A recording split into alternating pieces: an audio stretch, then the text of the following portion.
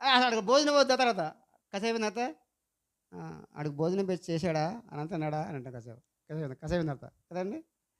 ఏం చెప్పు కాసేపు తర్వాత లోనకి వచ్చాడా స్నానం చేశాడా చేయమని చెప్పు, స్నానం చేయమని చెప్పు, భోజనం చేయమని చెప్పు. ఇది అక్కడ చెప్పండి, ఇది అక్కడదే. ఆడు ప్రేమించాడా మనల్ని చెప్పండి?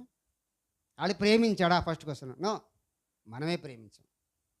దేవుడు చెప్తున్నాడు మనము ఆయన్ను ప్రేమించుతామని కాదు కానీ తానే మనల్ని ప్రేమించాడు. ప్రేమించి ఏం చేశాడు?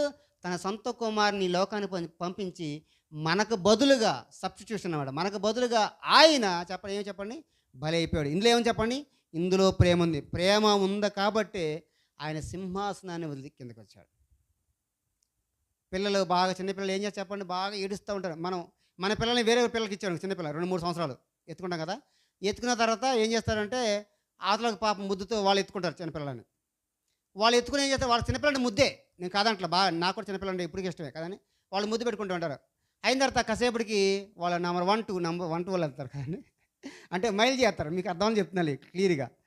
అయిన తర్వాత ఏం చేస్తారు? వెంటనే కింద చేస్తారు. చీచి చీచి అక్కడంటే చీచి అంటారు. వాళ్ళు చీచి అంటారు. మీరేం చేస్తారు? నా బాబే నా అమ్మ అని చెప్పి చక్కగా కడిగేసి మళ్ళీ ఎత్తుకుంటారు. అంతే. ఇంకేం చేస్తారా? మీరు కూడా చీ అంటారా? అంటారు. అది అది ప్రేమ అంటే. అంటే మీకు ఈజీగా అర్థమవుతుంది. అలా చెప్పాను అంతే.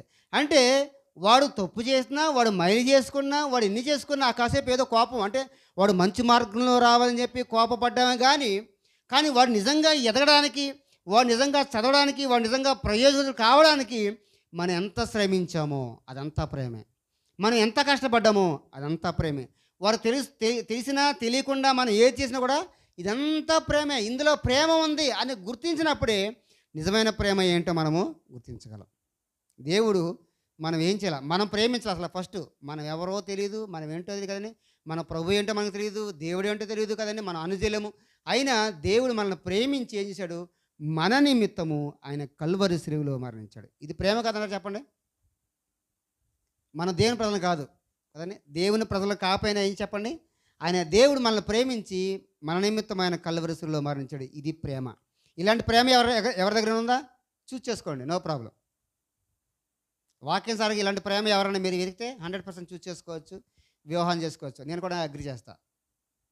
ఇలాంటి ప్రేమ నువ్వు ప్రేమించకపోయినా, నువ్వు తిట్టినా సరే కదండి, అందం ఉందని కాదు, ఐశ్వర్యం ఉందని కాదు, ఆస్తులు ఉన్నాయని కాదు, బంగారం వెండి నగలు కదండి, రూపురేఖలు ఉన్నాయని కాదు, ఏమి లేకపోయినా నేను ప్రేమించి నేను నీతో జీవితకాలం ఉంటాను అని ఎవరైనా చెప్పగలిగితే that is the true love. ఇక దానికి వంకపడడానికి లేదు. కానీ మనుషులు ఇది కాకుండా కదండి, ప్రేమ అంటే ఏంటి? ఓయో రూమ్లోకి వెళ్ళడం, లాడ్జ్లోకి వెళ్ళడం, ఇది ప్రేమ అనుకుంటున్నారు పాపం.